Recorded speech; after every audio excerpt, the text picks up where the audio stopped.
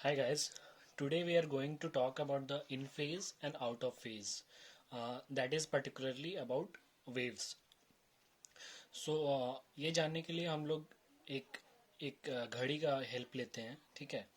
और अगर हम लोग सेकेंड हैंड को देखें और एक वेव बनाने की कोशिश करें तो ये एक ऐसा होगा।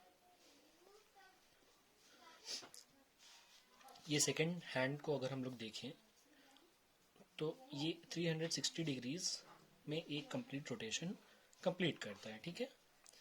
तो अगर हम ये बनाएं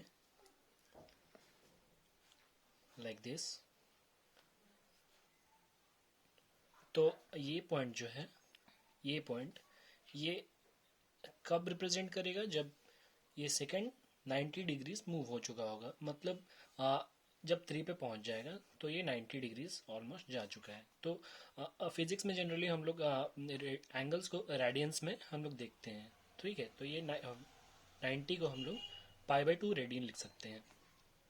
यही सेकंड हैंड जब 6 पे आएगा तो we are going to move about pi radians, that is equal to 180 degrees. Then again it comes to 9. When it comes to 9, जब ये 9 पे आता है तो हम लोग 3π/2 रेडियंस मूव कर चुके होंगे। और अगर ये कंप्लीट मूव कर जाता है तो हम लोग ने 360 डिग्रीज मूव कर चुका है। इसका मतलब 2π radians we have moved. So this will continue and this will go on like this.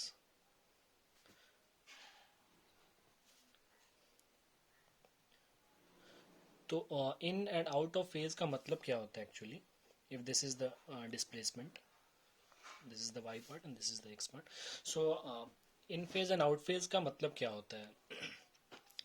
अगर हम लोग जैसे कोई भी स्टोन को अगर हम लोग अगर कोई पॉन्ड में या फिर कोई लेक में अगर हम फेंकते हैं तो होता क्या है एक्चुअली? अगर ये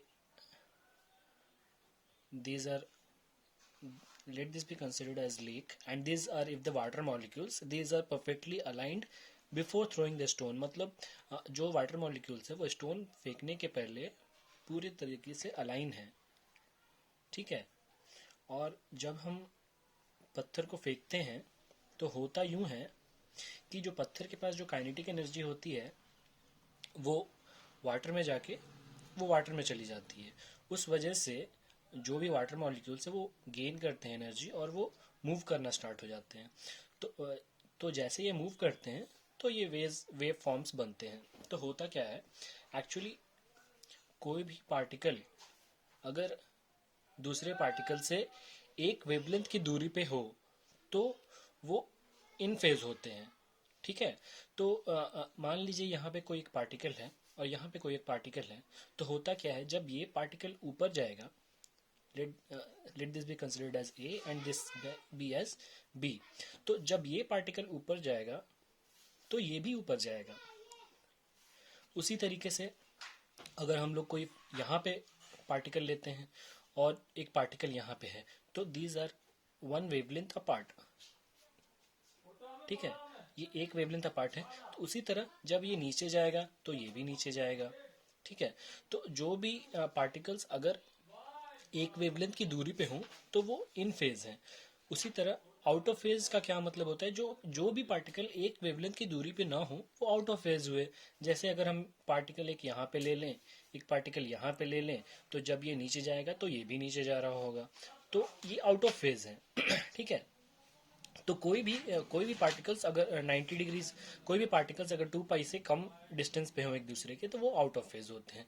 ये बात हो गई एक फेज की, लाइक एक वेव की। अगर हम लोग दो वेव की बात करें, लाइक इफ अगर हम लोग दो वेव को कंसिडर करें और उनमें कंपेयर करें तो out of phase and in phase क्या होता है वो अब हम जानेंगे।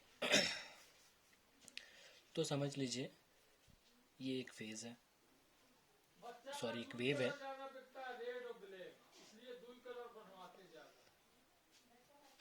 ठीक है। एक वेव ये है, दूसरी वेव ये हुई।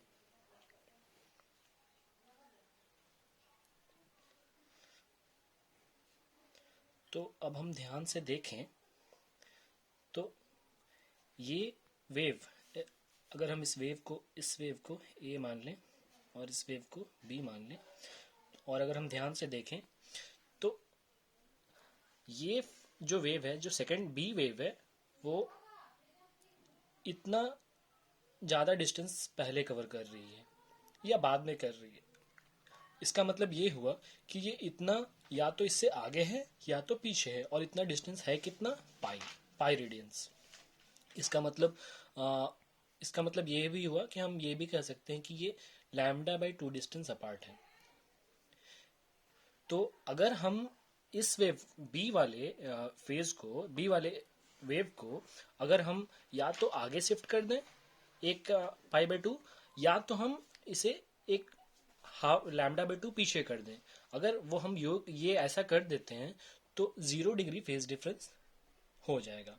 और अगर 0 डिग्री हुआ, इसका मतलब वो 0 डिग्री को हम लोग 2 पाई रेडियंस भी कर सकते हैं।